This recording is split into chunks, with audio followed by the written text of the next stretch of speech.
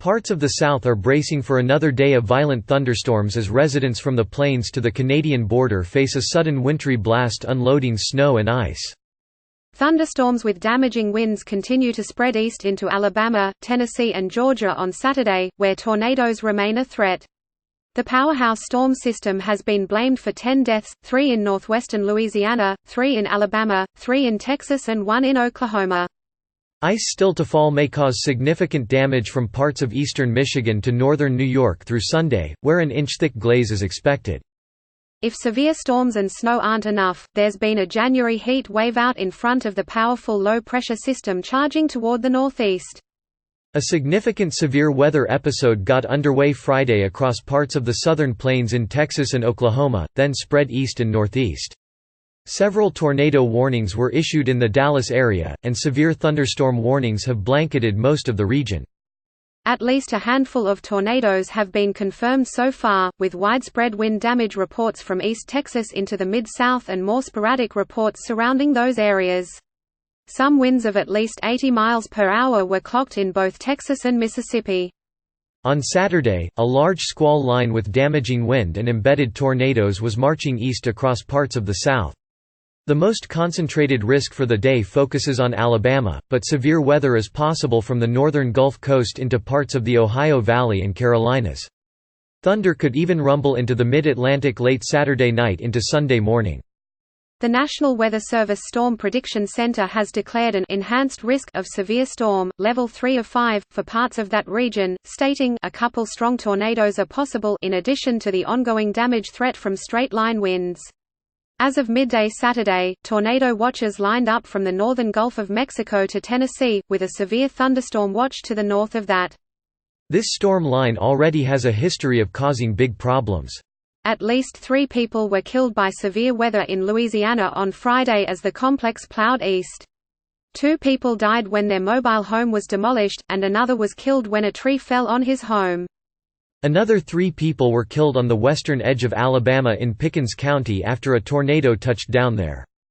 In Nacogdoches County in East Texas, a 44-year-old man was killed when a tree fell on his home.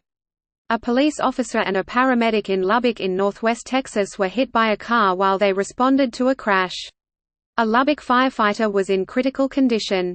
A man near Kiowa, Oklahoma, drowned in floodwaters while he was leaving his stalled truck, the Associated Press reported. More than 267,000 customers between Arkansas and Ohio were experiencing a power outage on Saturday evening, according to PowerOutage.us, which aggregates information from hundreds of electric utilities. With roughly 300 total reports of severe weather, damaging winds, hail or tornadoes thus far, it is the largest severe weather event of 2020 to date, and the most significant since an outbreak in December across much the same region. While only a handful of tornadoes have been confirmed so far, the numbers are expected to grow as the National Weather Service conducts surveys of damage in the days ahead.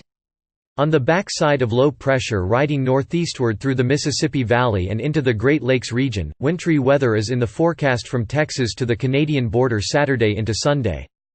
In addition to a swath of winter storm warnings for snow and mixed precipitation from the southern plains through the Great Lakes and into the northern tier of the Northeast, a potentially dangerous ice storm is targeting some areas.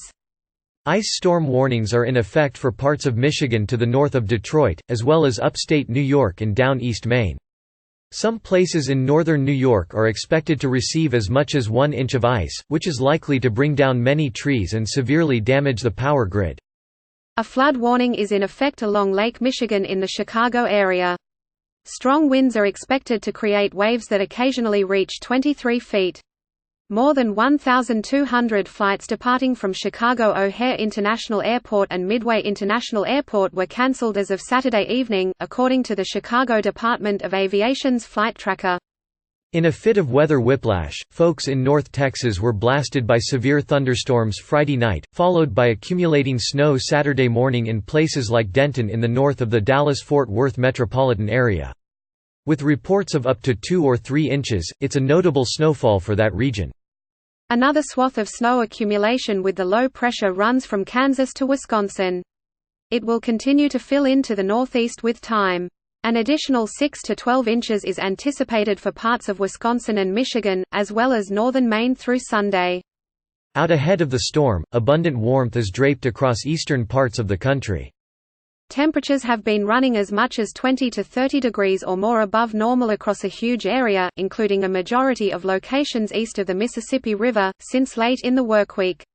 As a cold front pushes east, this extreme warmth is getting squeezed, but not before spitting out some more records. Dozens of record highs are expected Saturday, with a similar amount of record warm low temperatures possible Saturday night.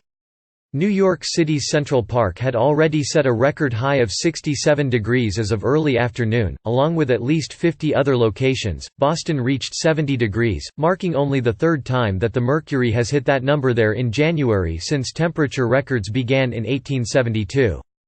This bout of warmth comes during or near the coldest time of the year on average for places it is impacting.